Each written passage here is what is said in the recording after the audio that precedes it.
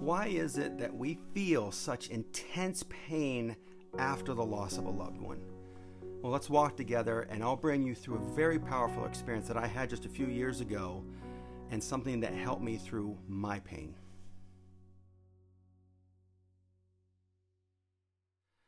Hi friend, welcome back to Grief Questions Answered. I'm Eric, and it's my goal with these videos to share everything that I've learned about how to survive, find the support in the loneliness of grief, and how to intentionally get back up and live beyond the loss of a loved one.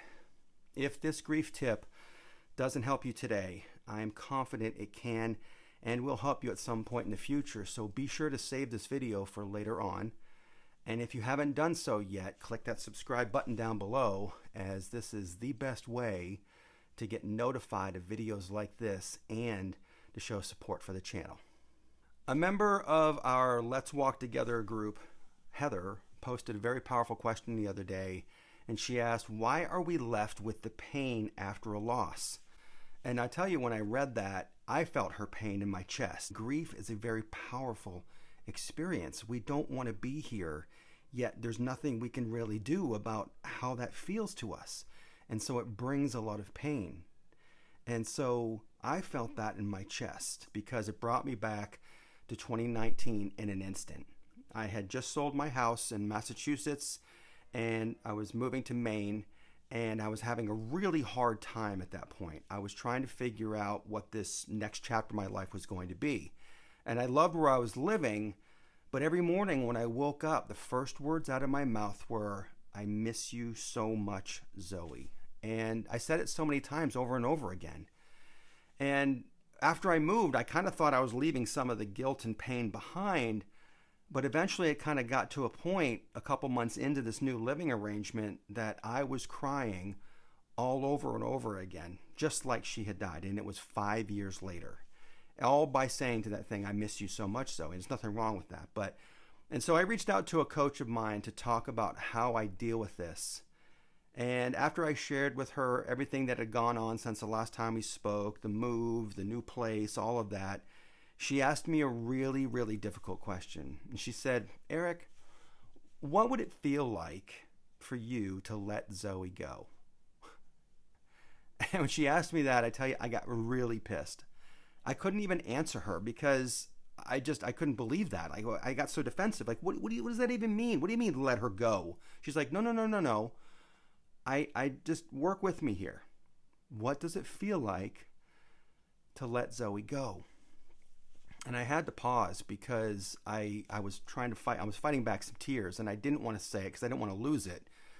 But I knew what it felt like. It felt like pure pain. And so the only thing that I could say to her was, if I were to let go of Zoe, it would feel like a huge gap was between me and her.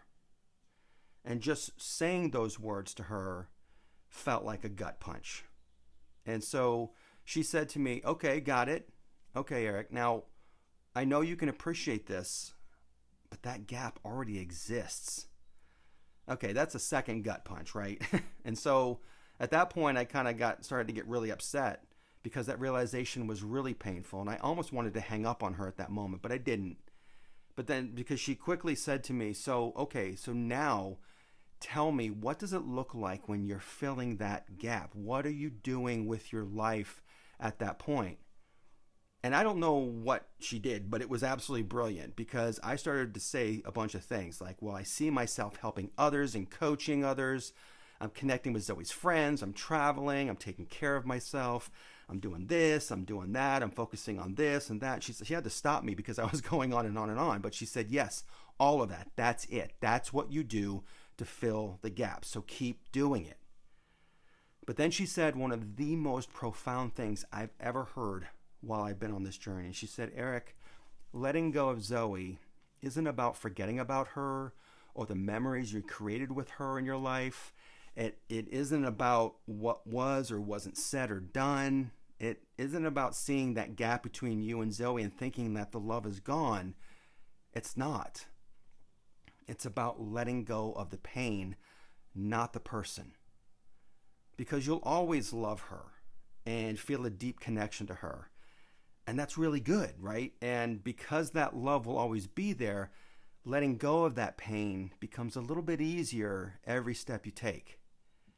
And you don't have to hold on to that pain. So please go easy on yourself. Give yourself a break. You're doing the best you can right now and with what you've got. And it's okay to give yourself permission to heal. It's okay, right? And so after hearing all that, my heart felt absolutely full, not from the pain, but instead for the love that I have for Zoe to this day. And so, Heather, I know this is so hard for you right now and everybody else who's hearing this and watching this, because that question really hit home. And so I'm going to ask you, what are some of the ways that you can fill the gap between you and your loved one? But all the time, just keep coming back to those support groups and the communities where it makes the most sense for you to feel supported, because that's where I think the biggest connections can be. And as always, I hope this helps some. And so do you have a question about grief that I can answer for you? Let me know in the comments below. And by the way, don't forget to join us for the next Emotional Relief Workshop. Just head over to emotionalreliefnow.com to learn more about how you can go from emotionally overwhelmed to grounded and calm in 90 seconds or less. Also, don't forget to subscribe below. Let's walk together, and I'll see you in next week's video.